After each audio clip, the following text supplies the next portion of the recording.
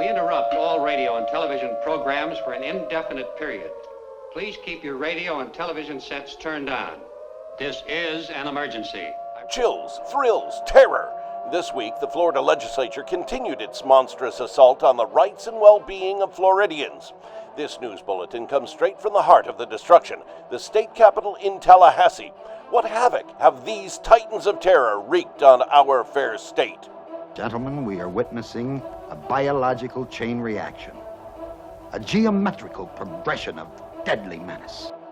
The colossus that is our legislature continued its rampage against our public school system on Tuesday, feeding its horrifying hunger, attempting to gobble up any control Florida's local communities have left over their school systems with House Bill 157. This bill would allow the more populous parts of our state to impose term limits on local school board members in all 67 counties with a constitutional amendment. Voters in counties who don't want term limits will be subject to the voters in other counties who do. This is being pushed by the powerful school privatization movement to weaken our school boards, who have been the only ones to stand in their way. This isn't the first time legislation like this has reared its ugly head. Its goal: continue to weaken our public schools. The people have beat this back before. Now we'll have to do it again. House Bill 157 passed the Pre-K-12 Innovation Committee and will continue to grow ever more terrifying in the Oversight, Transparency, and Public Management Subcommittee. Condition red. Scramble all aircraft immediately. Condition red. The creeping terror of our legislature loves to lurk in the dark. The less the people know, the less they're able to fight back against their all-out assault on working people. Senate Bill 832 seeks to spread the darkness, hiding the personal information of our legislators in order for them to continue to raise our state undetected. This bill will exempt information like a legislator's occupation and address from the Sunshine Law, one of the most brazen attacks on Florida's open records laws in generations. We believe that you are different than law enforcement. You are different than prosecuting attorneys. You volunteered, you put yourself up in front of your communities, in front of your neighbors, in front of your cities and counties, and said, I want this job, I want to represent you. And we believe that part of that compact is the publicity that comes with it. I don't think that the case has been made yet for why we would create this exemption. I understand that there are members of the legislature that have been subjected to threats, but I don't know that it rises quite yet to the level that would justify this. As we head into a redistricting year next year in the legislative process, making it harder for members of the public, the press, and others who might scrutinize this body to know where individual legislators and candidates live, I think is problematic. Senate Bill 832 passed the committee with a narrow 4 vote and will continue to the Governmental Oversight and Accountability Committee. On Wednesday, out of the darkest, dankest corners of the Florida swamp comes a terrifying behemoth, dead set on destroying the rights and welfare of our law enforcement officers, firefighters, teachers, and all public sector workers.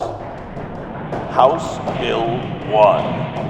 House Bill 1, combining many despicable attacks on workers and their unions into one horrifying leviathan.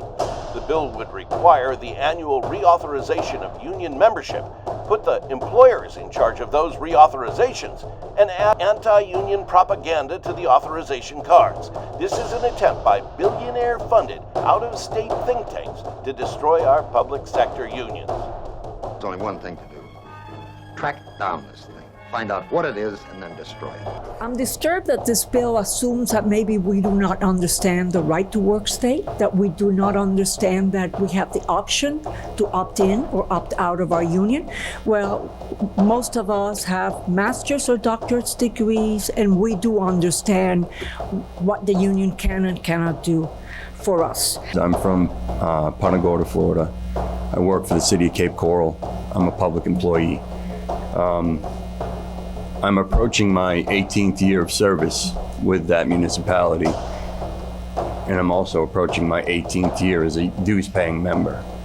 And what this bill says is the state is now going to tell me that I'm no longer a member until the municipality processes my card again. So my question is, what is my status while I wait on the employer to process a card for me again? Am I a union member or am I not? Am I protected by the union during that time? Thank you for your time. I represent a union of about 142,000 members. You can imagine the burden that that's going to place upon school districts throughout this state if every year they have to verify 142,000 dues-paying members want to stay as dues-paying members. This is a problem that's looking for this is a solution that's looking for a problem. There's simply not a need for this bill. This bill isn't the result of problems in Florida. This is a cookie-cutter piece of legislation sponsored by the Mackinac Institute, a well-known anti-union operation out of Michigan that has a distaste for unions, public sector unions. And most recently, I commend to you the state of Alaska decision where a restraining order was issued against it, noting that 17 opinions from state attorneys general, 1 order from a state trial court, 2 administrative decisions, 2 arbitration awards, and 9 federal courts decisions each found that these kinds of intrusions did nothing more and were for no other purpose other than, quoting from the case, designed to dissuade people from joining the union. Who you are really hurting with this legislation are the public employees. Because now, for the first time in history, the dues authorization process is supervised by the employer. And if the employer neglects to do that authorization procedure, then that creates a lot of uncertainty and a lot of fear and a lot of chaos that these hardworking people do not deserve. Thank you very much, Madam Chair. Listening to some of the support of this bill from the lobbyists out here and some of the things that were said during the presentation of the bill, it reminds me of those old Snickers commercials. You know, any way you slice it, it comes up nuts. Despite the noble efforts of folks from across the state, the legislation stumbled on, leaving destruction in its wake. The bill was approved 9-5, regrettably. We'll keep you updated on this dastardly bit of legislation as it moves on. We may be witnesses to a biblical prophecy come true. All was not lost, however. This week saw voices and brave heroes from across the state stand up to these monumental monstrosities. As preemption continues to ooze across our landscape, brave fighters stood up against the beast that seeks to destroy any say local governments have over their laws and legislation. On and on and on of different types of efforts really driven by corporate interests to prevent local governments from being the closest government to their community. We are each proud to fight for our cities and the cities in our districts and to stand alongside one another as we take on this major challenge of protecting home rule. The reality is that we know that there are a host of issues that are tied up by preemption in Tallahassee. It goes anywhere from minimum wage ordinances and earned sick time benefits to ban the box policies to help folks be able to get jobs. It affects LGBTQ workers. It affects the environment. And that is why it's so important that we come together to support local control and stop these preemptions. Think about your city commission, your county commission. It's nearby. It's down the street. Meetings happen after work. There's neighbors and friends there who can watch your kids in the back of the room if you have something you want to bring before them. Now compare that to this bubble.